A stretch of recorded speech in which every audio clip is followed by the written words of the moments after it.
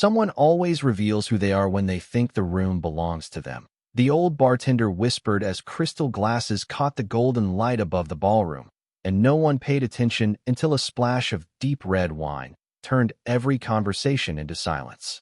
The stain spread across the front of Marcus Bennett's charcoal suit like spilled paint on polished marble, and nearly 400 guests inside the Grand Astoria Charity Gala froze with champagne flutes suspended in midair.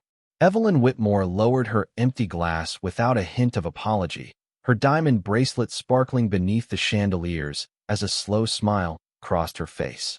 "You should watch where you're standing," she said loudly enough for nearby tables to hear. Her husband Richard chuckled, their son Tyler lifted his phone with amused curiosity, and their daughter Olivia covered her smile behind a designer clutch. A few guests exchanged uncomfortable glances, but no one stepped forward. Marcus looked down at the crimson stain, then calmly reached into his pocket and unfolded a plain white handkerchief. He pressed it lightly against the fabric without rushing, without sighing, without giving the family the reaction they clearly expected. The orchestra continued for another few notes before uncertain musicians let the melody fade into silence. Across the ballroom, a young event coordinator named Hannah Brooks stopped checking seating assignments and stared toward the growing circle of spectators. Something about the composed stranger felt strangely familiar, yet his simple tailored suit, black leather shoes, and understated silver watch blended into the crowd of donors and executives. "Sir, are you all right?" a server quietly asked while offering fresh napkins. Marcus accepted one with a grateful nod and answered in an even voice, "It's only wine." That answer somehow made the silence even heavier. Tyler laughed softly. "Guess not everyone knows how these events work." Olivia leaned closer to her mother and whispered, "He probably wandered in from another reception." Richard adjusted his tuxedo jacket and added, "Some people mistake an invitation for belonging." Several nearby guests smiled awkwardly while others looked toward the stage, hoping someone would interrupt the uncomfortable moment. Marcus simply folded the stained handkerchief and slipped it back into his pocket as though preserving evidence instead of cleaning a jacket. His expression never changed. The bartender watched from across the room and quietly shook his head. "The loudest people usually know the least," he murmured to no one in particular. Hannah glanced down at the electronic guest roster in her tablet, searching for the stranger's name, but another coordinator hurried past asking her to prepare the introduction for the evening's anonymous benefactor. She tapped the screen, and for just a fraction of a second one name appeared before another notification covered it. Marcus Bennett, honor guest, primary foundation sponsor. Hannah blinked and looked back toward the center of the ballroom, where Marcus still stood alone beneath thousands of tiny lights reflecting from the ceiling like stars. Around him, whispers grew louder, cameras slowly lifted, and curious eyes followed every movement. Yet the man wearing the stained suit remained perfectly still, carrying himself with the quiet confidence of someone who had absolutely nothing left to prove.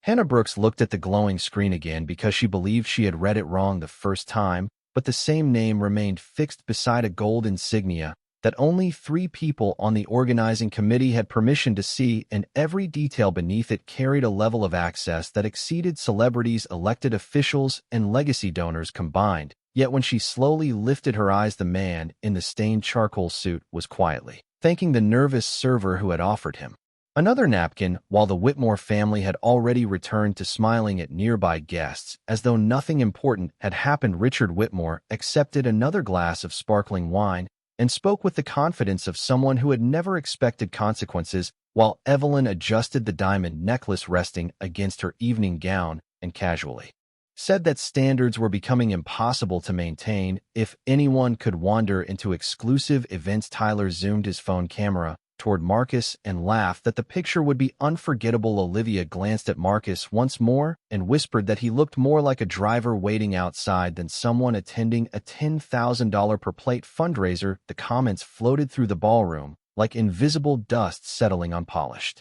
marble, but Marcus remained perfectly composed, his hands resting lightly in front of him, his posture relaxed, his expression calm, as if he had heard every version of those assumptions long before this evening. Across the room, the old bartender polished another crystal glass, and quietly observed that some people measured wealth by volume instead of character. A retired school principal, standing beside him, nodded without taking her eyes off Marcus because there was something strangely familiar about the way he carried silence like quiet authority rather than embarrassment. Hannah felt her heartbeat quicken as another organizer approached, asking whether the anonymous benefactor had arrived. She almost answered immediately, but stopped after looking toward Marcus once more because the information on her screen did not match the image everyone else seemed determined to believe she remembered.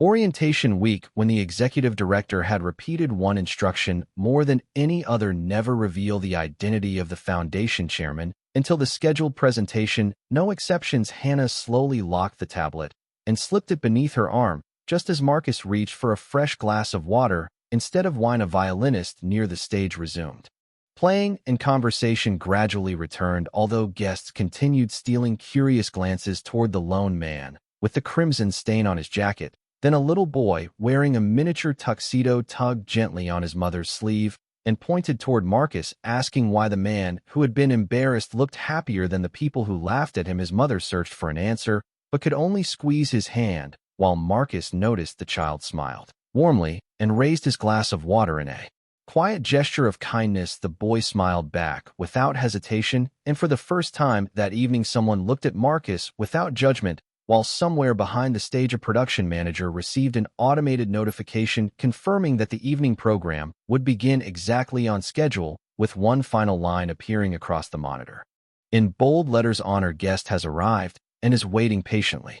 The ballroom slowly recovered its polished rhythm, but the tension never truly disappeared because every whispered conversation seemed to circle back to the quiet man whose stained suit somehow carried more dignity than every custom tuxedo in the room combined. While Richard Whitmore confidently greeted investors and longtime friends as though the uncomfortable scene had already been forgotten, Evelyn accepted compliments about the evening decorations and casually remarked that exclusive spaces survived only because someone protected standards, and Tyler laughed as several young guests gathered around his phone to watch the short video he had recorded, although none of them seemed nearly as amused as he expected. Marcus Bennett stood near a floor-to-ceiling window overlooking the Manhattan skyline, holding nothing more than a glass of water, and watching the lights reflect across the river with the calm patience of someone who had spent a lifetime refusing to let another person define his worth. A hotel security supervisor named Daniel Cole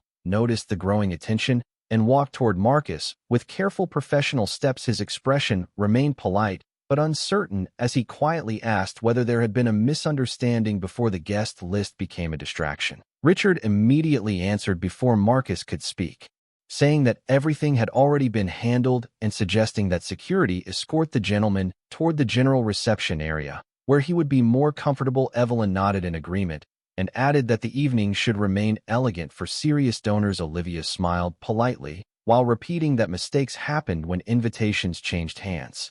At the last minute, several nearby guests exchanged uneasy looks because no one had actually seen Marcus behave improperly, yet the assumptions continued building like invisible walls. Hannah Brooks gripped the tablet beneath her arm so tightly that her fingertips turned pale. She knew exactly what the screen contained, but every rule of confidentiality battled against her growing sense that silence was becoming its own kind of mistake. Across the ballroom, the retired school principal quietly stepped closer to the bartender and whispered that respect should never depend on a price tag, while the little boy who had smiled at Marcus earlier tugged on his father's sleeve again, asking why the nicest person in the room seemed to be standing alone. His father could only answer that sometimes crowds followed confidence, and sometimes they followed the loudest voice. Tyler looked across the room and raised his glass in a playful mock salute toward Marcus, expecting irritation. Instead, Marcus simply returned a small, courteous, not an unexpected response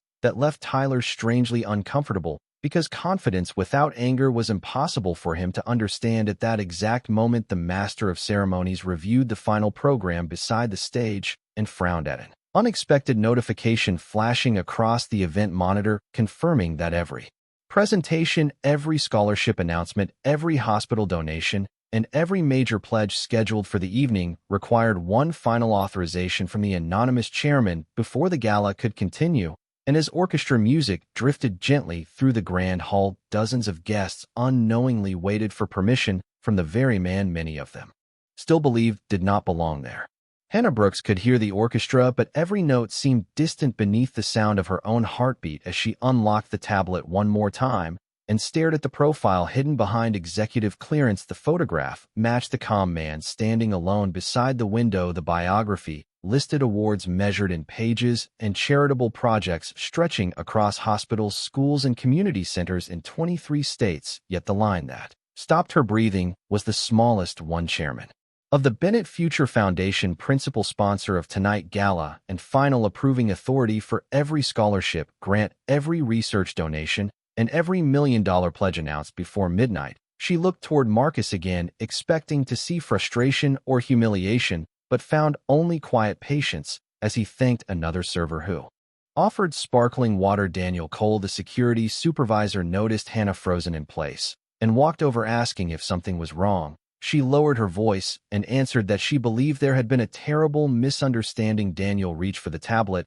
but before he could read the screen, Richard Whitmore stepped between them with practiced confidence, saying there was no reason to waste staff time on an obvious social mistake. Evelyn smiled politely and suggested that young employees sometimes confused confidence with importance, while Tyler laughed that everyone suddenly looked nervous over a man with a stained jacket. Olivia glanced at Hannah and softly warned her not to embarrass herself by defending strangers. Hannah swallowed hard, because every instinct told her to remain silent, yet another part of her remembered her father, who spent 30 years teaching public school children. That character was revealed when speaking up became uncomfortable. Across the ballroom, the retired principal watched Hannah take one careful step forward and quietly smiled, as though recognizing courage before anyone else could see it. Hannah finally looked directly at Marcus and asked in a respectful voice whether he needed anything at all. Marcus answered with the same calm expression that had never left his face: only a clean schedule for the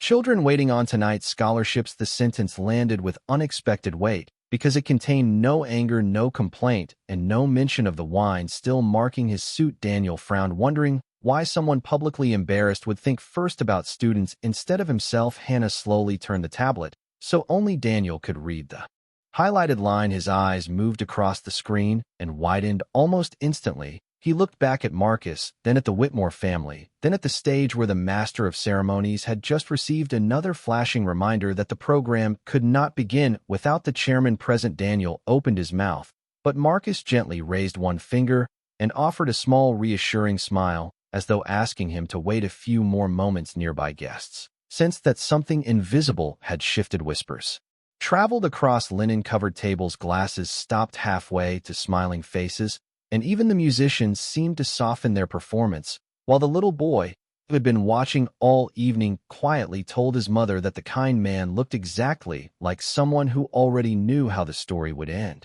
Marcus Bennett gently traced the edge of the water glass resting in his hand, while the conversations around him grew louder and strangely smaller at the same time, because every careless remark seemed to reveal more about the speakers than the man they were judging. Evelyn Whitmore glanced once more at the crimson stain on his suit and quietly remarked that appearances always told the truth. Richard answered with a satisfied smile, saying that successful people recognized one another instantly, while Tyler showed his short video to another table and joked that it might become the funniest moment of the evening. Marcus heard every word, yet his expression never changed, and for a brief second the glittering ballroom disappeared from his mind, replaced by another room nearly 30 years earlier, where a 12-year-old boy stood beside his mother inside a downtown department store, dressed in his best church clothes, waiting patiently while she compared notebooks for the upcoming school year. A sales associate had walked past several customers before stopping in front of them and politely suggested that they might be more comfortable in another section because the premium displays were intended for serious buyers. Marcus remembered looking at his mother expecting anger, but she had simply smiled, thanked the employee for the information, and quietly purchased every notebook, every backpack, and every educational set needed for the neighborhood youth program. Before leaving, she placed one hand on his shoulder and whispered, "Never argue with a closed mind, build a life so large that ignorance becomes its own punishment." The memory faded as the orchestra returned with a softer melody, and Marcus found himself standing beneath the same warm lights, surrounded by strangers making the same assumptions. Decades later, Hannah noticed the distant look in his eyes and understood, without hearing a single word, that this was not the first room where someone had mistaken simplicity for weakness. Daniel Cole remained beside her, still staring at the executive profile hidden on the tablet, while uncertainty slowly turned into respect. Across the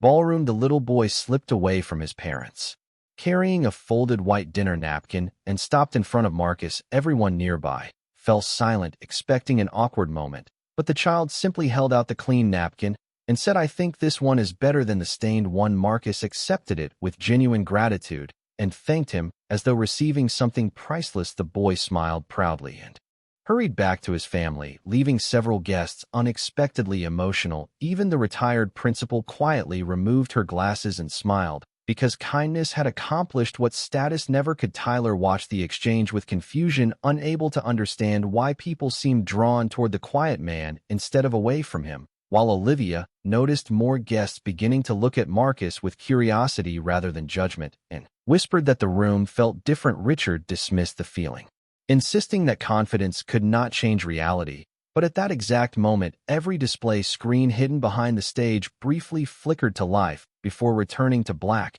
and somewhere inside the production office, a calm electronic voice announced final chairman verification complete, awaiting presentation authorization, causing every event manager in the building to stop what they were doing and look toward the ballroom.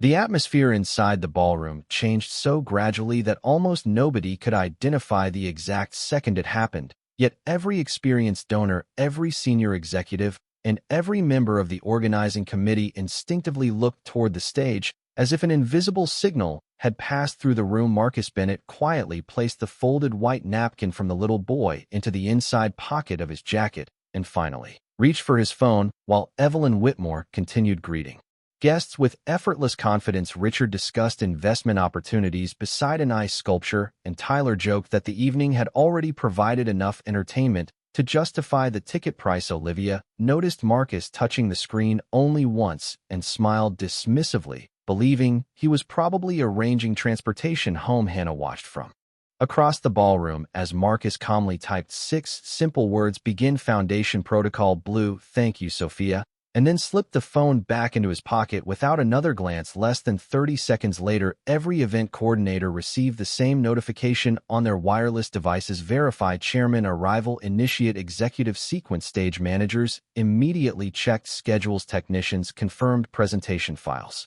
musicians quietly lowered their instruments, and the master of ceremonies received a revised introduction highlighted in gold lettering. Daniel Cole looked toward Hannah, whose expression had shifted from concern to certainty, because she now understood that the quiet man never intended to defend himself with arguments. He simply trusted truth to arrive on time. The giant display screens surrounding the ballroom illuminated with soft blue light before fading into the foundation emblem, causing conversations to pause throughout the hall. Event staff, who moments earlier had been circulating among tables, suddenly adjusted their positions according to executive protocol, creating a clear pathway leading directly from the window where Marcus stood to the center stage. Without anyone announcing a reason, guests exchanged puzzled smiles, wondering whether a celebrity had entered through another door. Richard noticed the unusual movement and confidently assumed the organizers were preparing to recognize his family's generous contributions. Evelyn straightened her necklace and whispered that she always enjoyed public appreciation. Tyler slipped his phone into his pocket, expecting cameras to focus on them, while Olivia quietly rehearsed the gracious smile she planned to offer photographers. Meanwhile, Marcus remained exactly where he was, watching the lights of Manhattan beyond the glass, with the same calm expression that had carried him through every whispered assumption of the evening. The retired school principal leaned toward the bartender and softly observed that real influence never hurried because it knew the world would eventually turn in its direction. The bartender nodded while polishing another crystal glass and answered that the strongest storms often arrived without thunder. Nearby, the little boy looked toward Marcus and smiled again, receiving another warm nod in return, as if sharing a secret that only kindness could understand. Suddenly, every conversation faded when the orchestra stopped completely, not because anyone requested silence, but because the conductor had just received a discreet signal from backstage and lowered his baton. At the same instant, the master of ceremonies walked confidently toward the microphone, holding a gold envelope reserved for only one person each year, while dozens of event staff instinctively turned their attention toward the man whose charcoal suit still carried the unmistakable crimson stain, yet whose quiet presence now seemed to fill the entire ballroom without a single raised voice. The master of ceremonies carefully broke the seal on the gold envelope and smiled toward the audience with the practiced confidence of someone who had hosted 100 elegant evenings. Yet even he seemed to pause for a brief second before reading the name written inside. Ladies and gentlemen, tonight, every scholarship, every community grant, every research initiative, and every hospital expansion represented in this ballroom exists because one individual believed opportunity should never depend on appearance, background, or circumstance. Please join me in welcoming the chairman of the Bennett Future Foundation, our principal benefactor, and the visionary whose generosity has transformed thousands of lives, Mr. Marcus Bennett. The final words echoed beneath the crystal chandeliers, and for one remarkable moment, absolute silence settled across the ballroom like fresh snow. Nobody moved until Hannah Brooks began applauding, followed immediately by Daniel Cole, then the retired school principal, then the bartender, then dozens of volunteers, until the entire room rose to its feet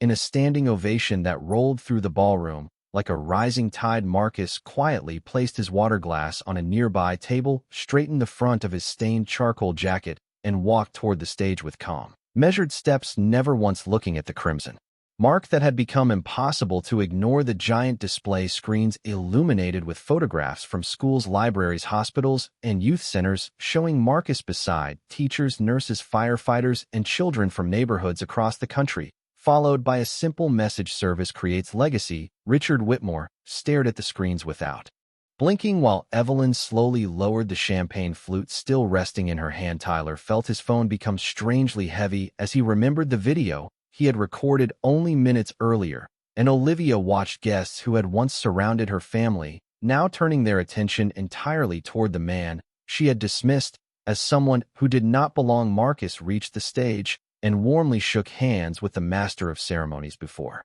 thanking the orchestra with a respectful nod. The little boy near the front smiled proudly and whispered to his mother that he knew the kind man was important, but his mother quietly answered that being kind had mattered long before anyone learned his name. Marcus stepped behind the microphone and looked across hundreds of faces filled with surprise, curiosity, and reflection before his eyes gently rested on the Whitmore family. There was no anger in his expression, no satisfaction, no desire to embarrass anyone, only the same quiet confidence that had never left him throughout the evening. He smiled softly and spoke in an even voice. I have always believed that the most valuable thing we can offer another person is dignity, because money builds buildings, but respect builds communities. The ballroom remained completely still as every word settled into the silence. Many guests lowered their eyes while others glanced toward the unmistakable stain across his jacket, suddenly understanding that the most memorable symbol of the evening was not the expensive artwork, the crystal chandeliers,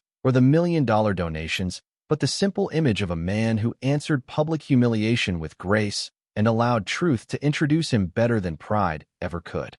The applause slowly settled into respectful silence, yet the energy inside the ballroom had permanently shifted because the room no longer revolved around prestige inherited through family names, but around quiet character earned through years of purpose. Marcus Bennett stepped away from the microphone and greeted scholarship recipients, volunteers, and hospital directors with the same warmth he offered every server and musician, making no distinction between titles, while cameras that had once focused on celebrities now followed every simple interaction. Richard Whitmore attempted to recover his composure by introducing himself to several foundation board members, only to discover that each conversation ended with polite smiles and careful excuses as executives drifted toward Marcus. Instead, Evelyn noticed longtime donors leaving her table one by one to congratulate the chairman, and even guests she had known for years seemed reluctant to meet her eyes. Tyler unlocked his phone, intending to upload the earlier video, but stopped when he realized the recording no longer looked amusing. Instead, it captured a calm man standing with dignity while others laughed at him, and for the first time all evening, he quietly lowered the device without saying a word. Olivia watched volunteers gather around Marcus asking about literacy programs, neighborhood clinics, and youth scholarships, and she slowly understood why respect could never be purchased with luxury or inherited through wealth. Hannah Brooks approached Marcus carrying a garment bag borrowed from the hotel boutique and apologized for everything that had happened. Although she personally had done nothing wrong, Marcus accepted the fresh jacket with sincere gratitude but smiled and gently declined changing his clothes, saying that the stain had already served its purpose. Daniel Cole heard the answer and nodded thoughtfully, because he realized some moments deserved to remain visible. The retired school principal quietly thanked Marcus for reminding the room that leadership was measured by grace, while the bartender placed a fresh glass of sparkling water beside him and simply said welcome home, causing Marcus to laugh softly nearby. The little boy looked up at his parents and asked whether he could grow up to help people like the man on the stage. His father knelt beside him and answered that he could become exactly that kind of person if he learned to treat everyone with respect before knowing anything else about them. Those simple words somehow carried farther than the orchestra, and several nearby guests smiled in agreement. The master of ceremonies announced that every scholarship goal for the evening had been exceeded as spontaneous donations continued arriving from guests inspired by what they had witnessed, and the giant screens displayed new numbers climbing higher every minute. Marcus quietly thanked each contributor without mentioning the uncomfortable beginning of the night, because his attention remained fixed on the students' families and neighborhoods that would benefit rather than on his own reputation. Across the ballroom, Richard, Evelyn, Tyler, and Olivia stood together surrounded by elegant decorations and expensive crystal, yet they had never seemed more isolated. While only a few feet away, Marcus Bennett, wearing the same charcoal suit marked by a crimson stain, was surrounded by teachers, nurses, children, volunteers, and strangers who had discovered that the richest presence in the room had never been measured by the fabric of a jacket, but by the generosity of the person wearing it. As the evening slowly drew toward its final moments, the brilliant lights above the ballroom reflected across polished floors that only an hour earlier had witnessed quiet judgment and careless assumptions, yet now carried something entirely different, a sense that every person present had participated in an unexpected lesson. Marcus Bennett stood near the stage greeting scholarship winners one by one, listening to their dreams about becoming doctors, engineers, teachers, and artists with genuine attention, making every conversation feel more valuable than the applause that had filled the room. The crimson stain remained visible across his charcoal jacket, but no one seemed to notice it anymore, because another image had replaced it in every memory, the image of a man who answered disrespect with patience and confidence instead of pride. Hannah Brooks watched volunteers pack donation materials and realized that the most important part of the evening would never appear in the official program. Daniel Cole quietly thanked Marcus for reminding him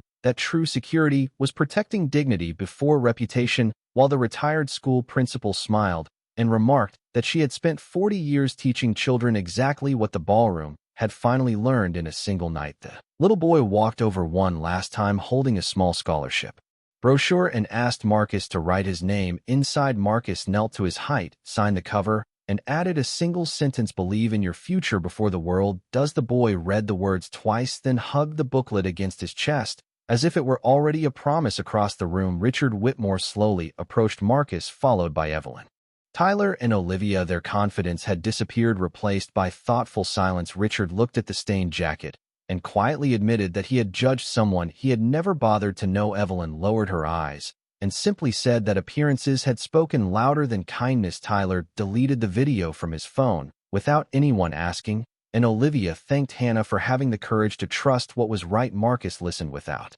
interruption, then smiled with the same calm expression he had carried from the beginning, and answered that every person had the opportunity to become better. After an honest moment of reflection, because respect was not a gift reserved for special people, it was a choice available to everyone, the orchestra began its closing melody as guests stood together applauding not only the record-breaking donations, but the unexpected reminder that character could transform an entire room faster than wealth ever could. Marcus looked through the ballroom windows toward the glowing skyline and gently brushed the edge of the dried wine stain before speaking one final sentence that many guests would later repeat to their families, friends, and colleagues: "You did not change my value. When you underestimated me, you only revealed the standard by which you judged others." The room fell into thoughtful silence before Applause rose once more stronger than before, and as Marcus walked toward the exit surrounded by teachers, volunteers, children, and ordinary people, inspired by extraordinary grace, the stain remained on his jacket, but the burden of prejudice remained behind, carried only by those who had finally learned that dignity is never worn at his lift.